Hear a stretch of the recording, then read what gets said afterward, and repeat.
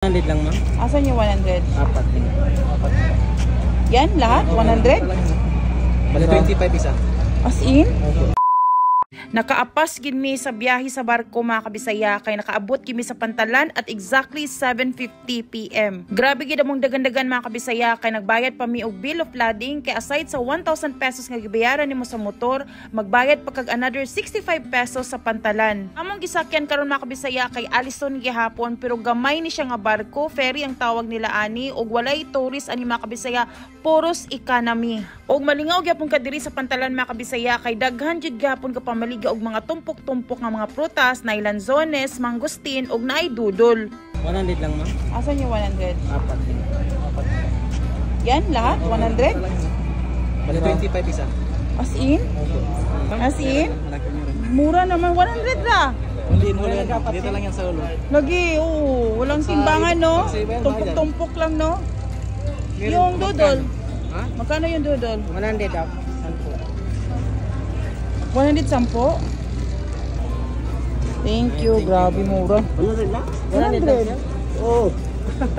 Dami. Bigat naman pala nito. 100. Thank you, kuya. Mga kabisaya, paborito jud nako ang mangustin og bisan pag mopalit ko nag 2 kilo sa CDO dili pa gina enough nako nga akong kaunon. 100 pesos ang isa ka bugkos ug inana kadaghan mga kabisaya. Grabe ba? Only in Sulu mga kabisaya. So kung ganahan mo magbakasyon diri, no need gid mo magproblema sa inyong pagkaon kay grabe ra jud ka barato mga panaliton diri mga kabisaya.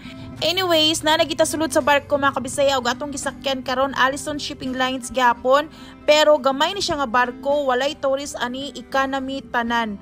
Og ang grabe pa gid ni mga kabisaya kay pagsulod gid namo no gipangita na mong among number sa higdaanan, pero according sa staff diri sa barko mangita na lang kung mag-asa mo plaster. Murag ang style diri mga kabisaya paunahay na lang kag plaster ko asa ka ganahan mo plaster. Guys, tilawan na to ni mangustin na 100 ang tumpok. Tumpok means kanitanan. Mura siyang tapok-tapok ba sa to.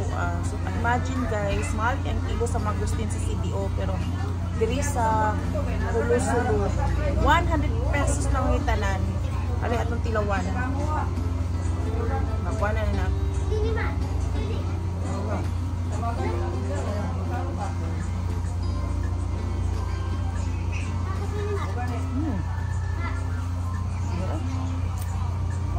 Ayun. Sige sa ako siyang tawagan dito kasi kuan kay alam mo yung nagkukuha dito kasi tupo kayo. Tupo kayo. Oh, Rizal.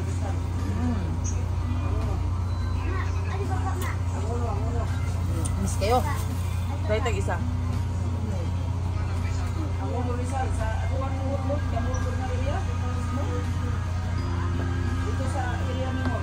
Pagbilan siya pabuslaan niyo, no?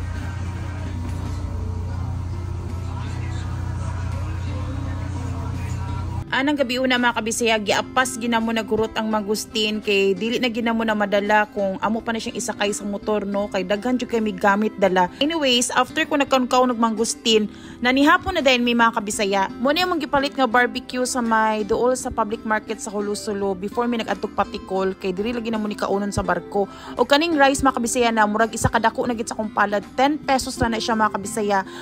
Grabe mga kabisaya, tungod sa mong kabisi no nga gaapas gid perminti sa oras, wala gid mi ilis-ilis mga kabisaya. So ana gid ko sa akong partner nga pag mular ganing barko aya na ta magkaon kay para plaster, tapos pag umagkaon aya na din mi maligo nga natulog na ang uban passenger kay in fairness this Allison, gwapoy lang CR, pwede gid ka makaligo mga kabisaya, limpyo pag yun. Og tungod sa kakapoy mga kabisaya, wala na gid koy pakialam kung sa akong plaster, unsa ko itsuraan ng barko no kay gigutom na sad ko ang mga panahona.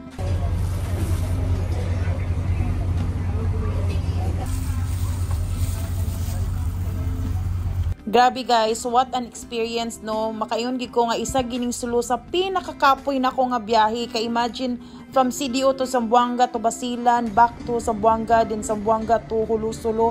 Wala gi pahulay mga kabisaya, straight gina siya 1 week no. Tapos kaning Sulu 36 hours sa gid mi nagstay diri mga kabisaya, but grabe nga experience. So I wanna say thank you so much Hulu-Sulu or Sulu Province sa grabe nga experience no, di gina ko ni malimtan sa tibok na akong kinabuhi og promise mo balik gid ko og sa akong pagbalik magstay gid ko 1 week.